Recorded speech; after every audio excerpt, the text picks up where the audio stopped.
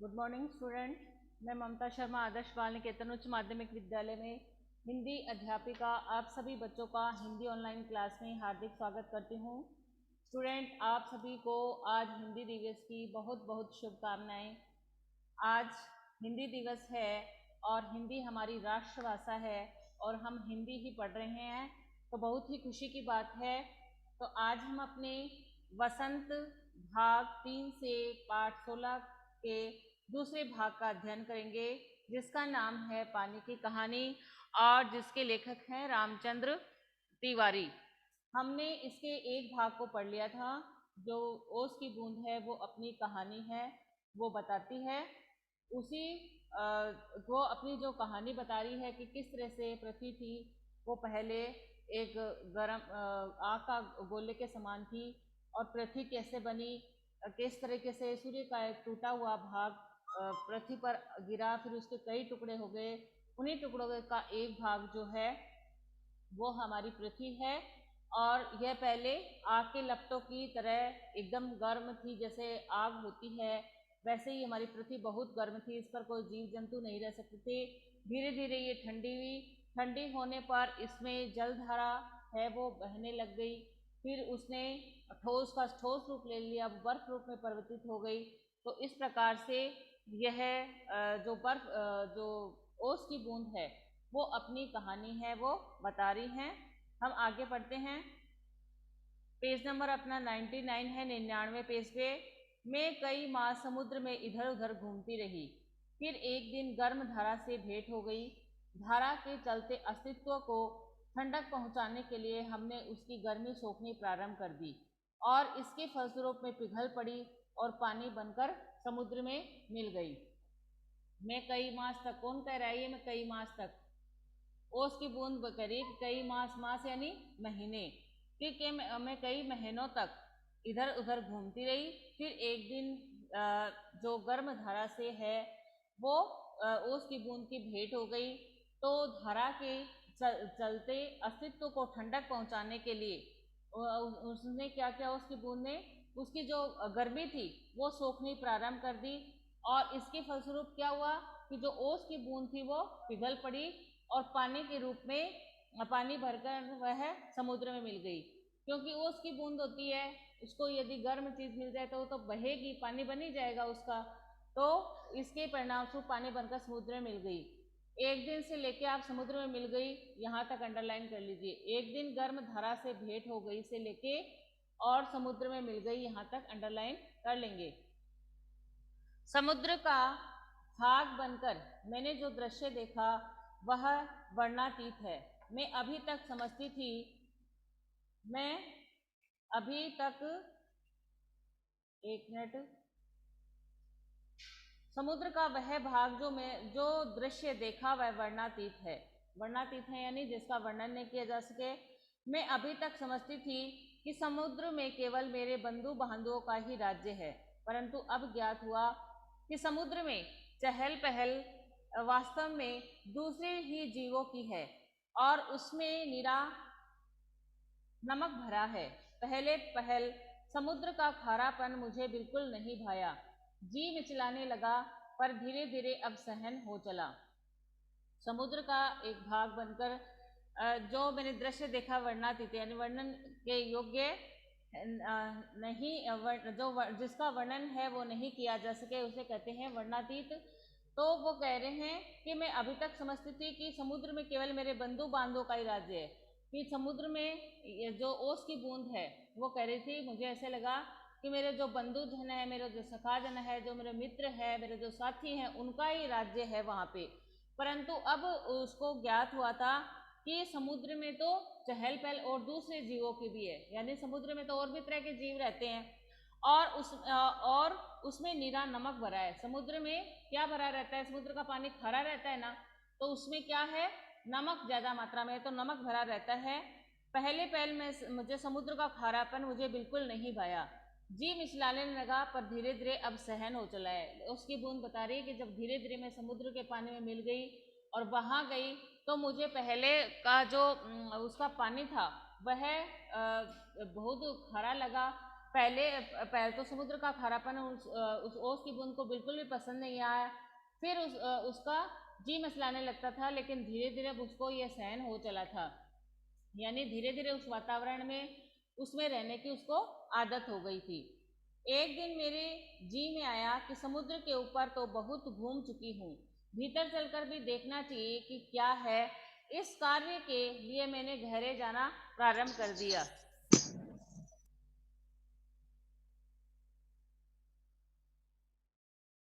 मार्ग में मैंने एक दिन ओस की बूंद कह रही है कि मेरे मन में ऐसे आया कि मैं समुद्र के ऊपर तो बहुत घूम ली, अब मुझे भीतर जाना चाहिए, समुद्र के भीतर अंदर जाना चाहिए और देखना चाहिए कि उसमें है क्या, आखिर समुद्र में रहता क्या है। तो इस कार्य के लिए उन्होंने क्या किया, एक गहरे जाना प्रारंभ करते हैं। इस कार्य के लिए मैंने गहरे जाना प्रारंभ कर दिया। गहरे जाने, समुद्र की गहराई बहुत होती है ना, तो वो अंदर तक जाने लग गई। मार्ग में मैंने विचित्र विचित्र जीव देखे। समुद्र के अंदर बहुत सारे जीव जंतु है, वो रहते हैं। तो उसकी बूंद कह रही है कि जब मैं समुद्र के गहरे में गई तो मैंने वहाँ पर बड़े चित्र विचित्र जीव देखे।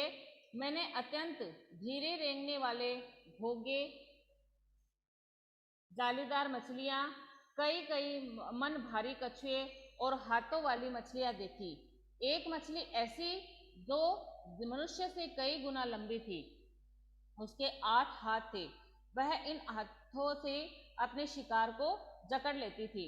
मार्ग में उसकी बूंद बता रही है कि मैंने विचित्र विचित्र जीव देखे, तो उसमें क्या थे, अत्यंत धीरे धीरे रेंगने वाले जालीदार मछलियाँ थी, घोंगे थे और बहुत भारी कछुए थे और हाथों वाली मछलियाँ थी। मछलियाँ होती है ना, उनके हाथ से मतलब उनके जो पंजे होते हैं ना, वो इस तरीके से काम करते थे कि वो उनको जो होते थे ना जीव जंतु, उनको आसानी से पकड़ लेते थे। तो ऐसे फिर वो कह रही कि मैंने एक ऐसी मछली भी देखी जो मनुष्य से कई गुना लंबी थी, यानी जिस तरह मनुष्य होता है उससे कई गुना लंबी थी और उसके कितने हाथ थे, 8 हाथ थे। और वह इन हाथों से क्या करती थी, उन शिकार जो भी आता था उसके आगे से उसको पकड़ लेती थी।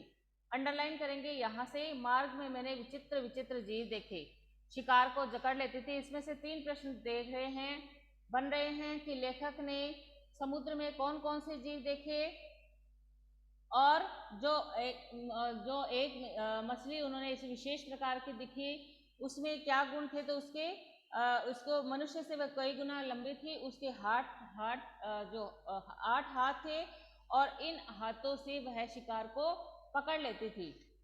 अंडरलाइन कर लीजिए इसको। मैं और गहराई के, यहाँ क्या है मेरे में लिखा हुआ नहीं, भी किनारों से दूर गई तो मैंने एक ऐसी वस्तु देखी कि मैं चौंक पड़ी। अब तक समुद्र में अंधेरा था, सूर्य का प्रकाश कुछ भी भीतर तक पहुंच पाता था और बल लगाकर देखने के कारण मेरे नेत्र दुखने लगे थे।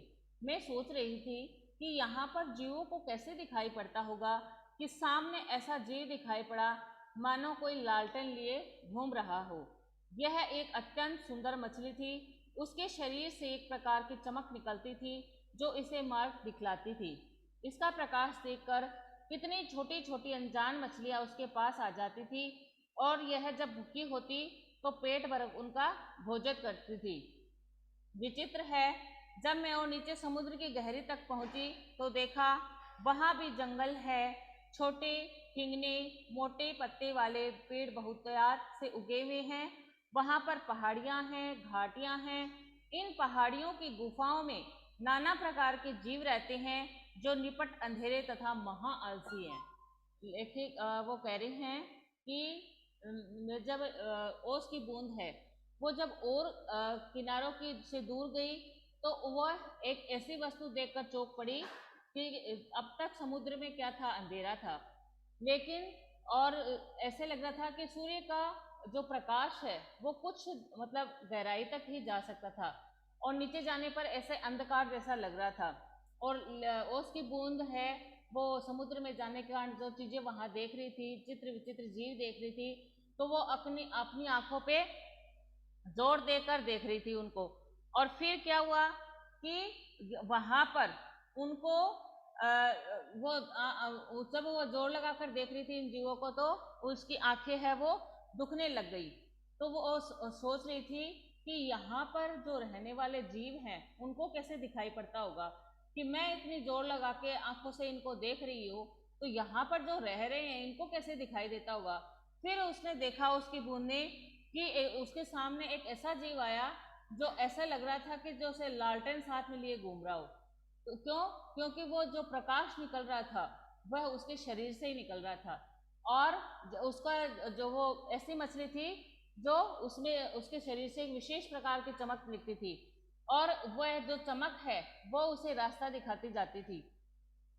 और उसके जो वो मछली थी ना, उसके प्रकाश को देखकर जो छोटी छोटी मछलियां होती थी वह उसके पास में आ जाती थी, और जब वह भूखी होती तो पेट भर के उनका भोजन करती थी। यानी बेचारी छोटी छोटी मछलियां थी, वो सोचती यहाँ कोई उजाला सा है, तो वो उनके पास, क्योंकि वहाँ समुद्र में गहरा अंधेरा रहता है, और जब वो छोटी मछली बड़ी मछली के पास उजाला सा दिखता तो वो सोचती देखने जाती कि है क्या, और देखने जाती, और टपक से वो जो बड़ी मछली थी वो छोटी मछलियों को खा जाती। अंडरलाइन कर लीजिए इसको। यहाँ से एक सामने एक सा जीव दिखाई पड़ा, मानो कोई लालटेन लिए घूम रहा हो, उसे लेके पेट भर उनका भोजन करती।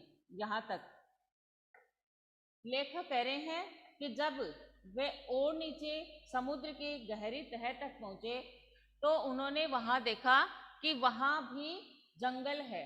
जैसे हमारे जो ऊपर धरती पे ऊपर है जंगल है, पेड़ पौधे हैं, जीव जंतु है, वैसे ही समुद्र में क्या थे, वहां पर भी जंगल थे। उसमें कई छोटे मोटे ठिगने जो पेड़ है वो बहुत सारे उगे हुए थे। वहां पर जैसे अपने यहाँ पहाड़ होते हैं, घाटियां होती है, वैसे ही समुद्र के अंदर भी पहाड़ थी, घाटियां थी, और जो उन पहाड़ियों के अंदर जो पहाड़ियां बनी थी ना समुद्र के अंदर, उनके अंदर जो गुफा थी उसमें भी जीव रहते थे। और वो जीव कैसे होते थे, निपट और महाआलसी, यानी उनको अंधेरे में रहने की आदत हो गई थी, और वहाँ पड़े पड़े जो उनको मिल जाता था वो खा लेते थे। उसके लिए वो बिल्कुल भी मेहनत नहीं करते थे, यानी अंधेरे में रहने की उन्हें आदत हो गई थी, और वहाँ पड़े पड़े वो जो उनको मिलता वो खा लेते थे। उठकर चलना उनके बस की बात नहीं थी, वो महाआलसी थे।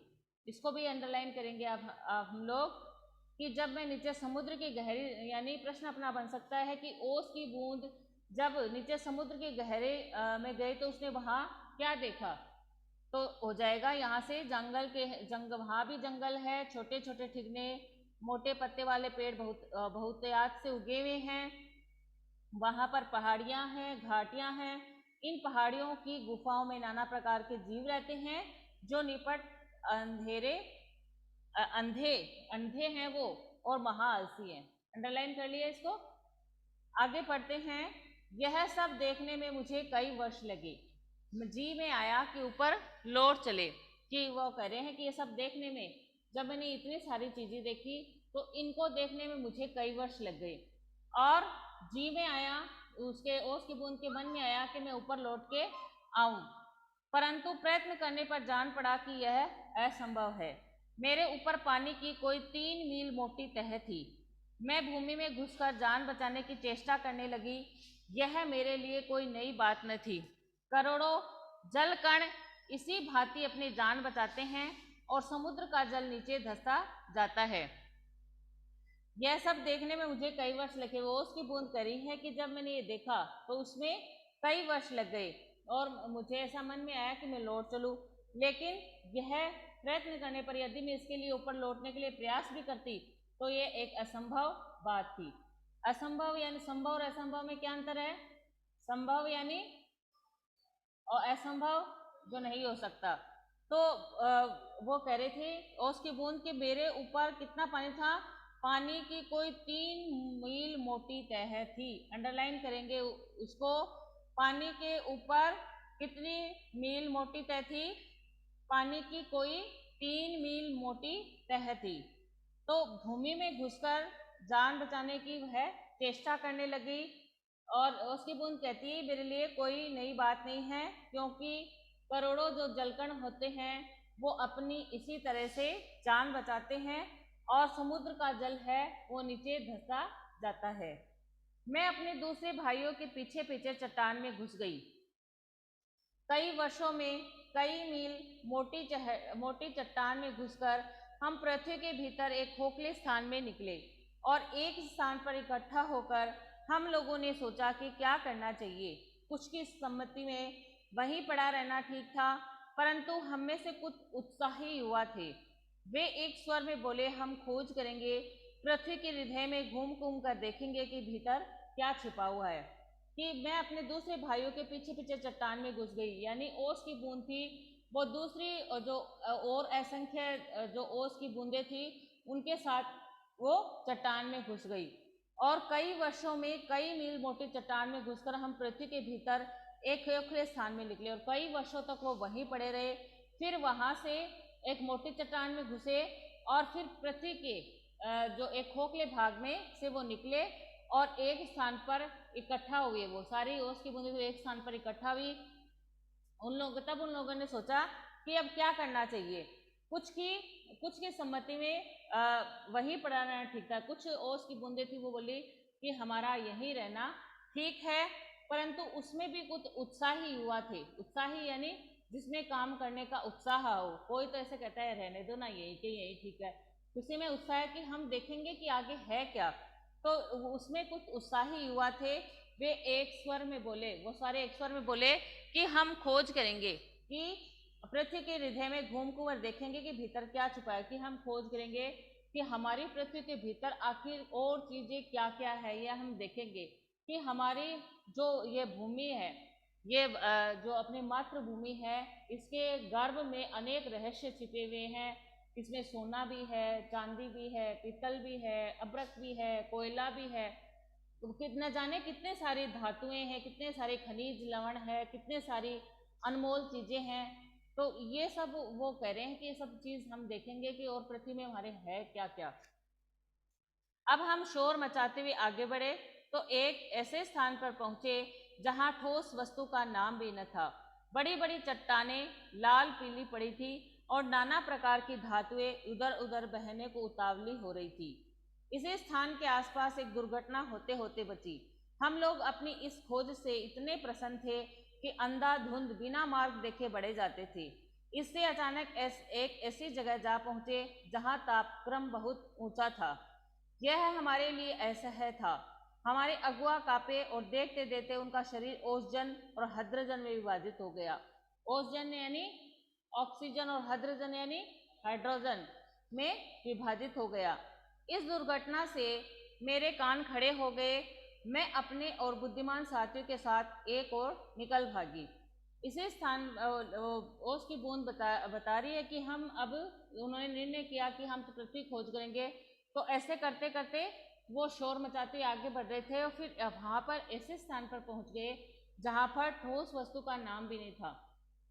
ठोस द्रव्य और तरल होता है। तो तरल किस में आता है? जो लिक्विड आप बोलते हो, लिक्विड वगैरह होता है ना, तो लिक्विड किस में आता है? तरल। तरल किसे कहते हैं? पानी जो है ये तरल है, पेट्रोल है, दूध है, ये सब तरल है। फिर ठोस बर्फ का रूप है, सोना है, सोना जो मिलता है उसको पिघलाकर हम बना सकते हैं। तो ये सब ठोस है। तो वो कह रहे हैं कि वहाँ ठोस वस्तु का नाम भी नहीं था और बड़ी बड़ी चट्टानें थी, वो लाल पीली पड़ी थी और जो और नाना प्रकार की जो धातुएं थी वो इधर उधर बहने को उतावली हो रही थी, यानी वो लिक्विड रूप में थी, ठोस वस्तु का नाम नहीं था। इसलिए फिर वो कह रही है कि हम उसी के स्थान पर जब पहुंचे तो वहां पर एक बड़ी दुर्घटना होते होते बची। क्या हुआ कि वो लोग अपनी खोज से इतने प्रसन्न हो रहे थे कि अंधाधुंध बिना मार्ग देखे आगे बढ़े जा रहे थे। उन्होंने ये नहीं देखा, वो पृथ्वी खोज करने निकले थे ना कि इसमें क्या क्या है, तो वो इतने बावले हो गए इसमें कि उन्होंने ये भी नहीं देखा कि आगे क्या है और बिना मार्ग देखे वो आगे बढ़ते जा रहे थे। इसमें अचानक वो एक ऐसी जगह पहुंच जाते हैं जहाँ का तापक्रम बहुत ऊंचा रहता है। तापक्रम जहाँ का बहुत ऊंचा रहता है उसमें क्या दिक्कत आती है? वो हमारे लिए ऐसे नहीं हो जाता है, हम सह नहीं सकते तापक्रम। देखो तापक्रम का मैं बताऊं, गर्मियों में 50 डिग्री सेल्सियस जब तापमान हो जाता है अपना, तब क्या हो जाता है, मेरे से घबराहटे सी, बेचैनी सी नहीं हो जाती कि अब हम क्या करें क्या नहीं करें, ऐसा हो जाता है ना। तो वहाँ का तापक्रम था वो बहुत ऊंचा था, जो उनके लिए असहनीय था, यानी सहन नहीं हो रहा था, इतना ऊंचा तापमान था। और हमारे अगुआ कांपे और देखते थे उनका शरीर ओसजन और हाइड्रोजन में विभाजित हो गया।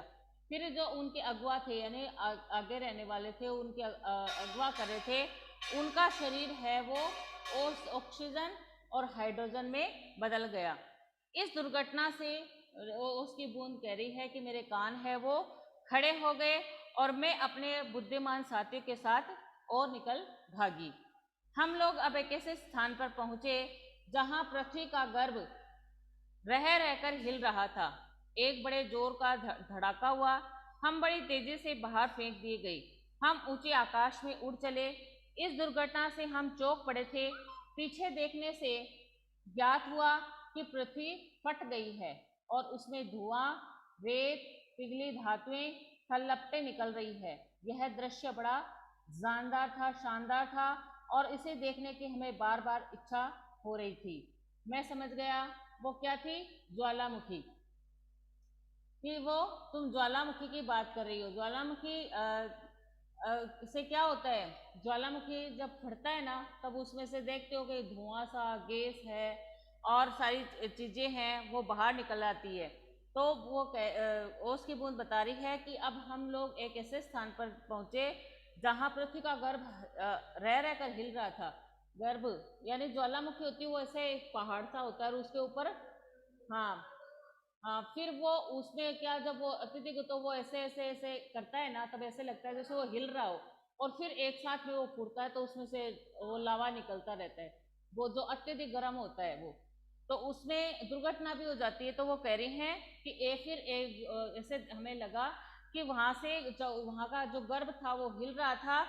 फिर बाद में एक जोर से धड़ाका हुआ, यानी जोर से आवाज हुई और हम तेजी से बाहर फेंक दिए गए, यानी उस ज्वालामुखी के अंदर उसमें थे, वो तापक्रम अधिक था बता रहे हैं ना, तो वो कहाँ थे, उस ज्वालामुखी के जो निकलने वाला था उसमें थे। फिर धड़ाक से उनको बाहर निकाल दिया गया और हम ऊंचे आकाश में उड़ चले। हमें ऐसा लगा जैसे हम कोई आकाश में उड़ चले हो। इस दुर्घटना से वो चौंक गए। पीछे देखने से ज्ञात हुआ कि पृथ्वी फट गई है, कि पृथ्वी है वो फट गई है। उसमें से क्या क्या निकलता है, धुआं, रेत, पिघली धातुएं, तलपटे निकल रही थी। अंडरलाइन कर लीजिए, यह दृश्य बड़ा ही शानदार था, इसे देखने की हमें बार बार इच्छा होने लगी और वह समझ गई कि यह है ज्वालामुखी की बात कह रही थी। तो हमारा जो ये चैप्टर है इसका सेकंड भाग हमने आज पढ़ लिया है। हमारी क्लास का टाइम है वो ओवर हो रहा है। आशा है सभी बच्चे अपनी एग्ज़ाम की तैयारी है वो कर रहे होंगे। आज 14 तारीख है और परसों आपके पेपर है, तो आप अपने एग्ज़ाम की तैयारी है वो आपने अच्छे से कर ली होगी। कल रिवीजन टाइम रहेगा, अच्छे से आप अपने सब्जेक्ट का, जिस भी सब्जेक्ट का पेपर हो, इंग्लिश का है शायद, इंग्लिश का है तो उसके अच्छे से रिवीजन कीजिएगा। और हिंदी में कोई प्रॉब्लम हो तो मेरे से आप कल ऑनलाइन रहकर या ऑफलाइन आकर पूछ सकते हैं। Thank you, have a nice day.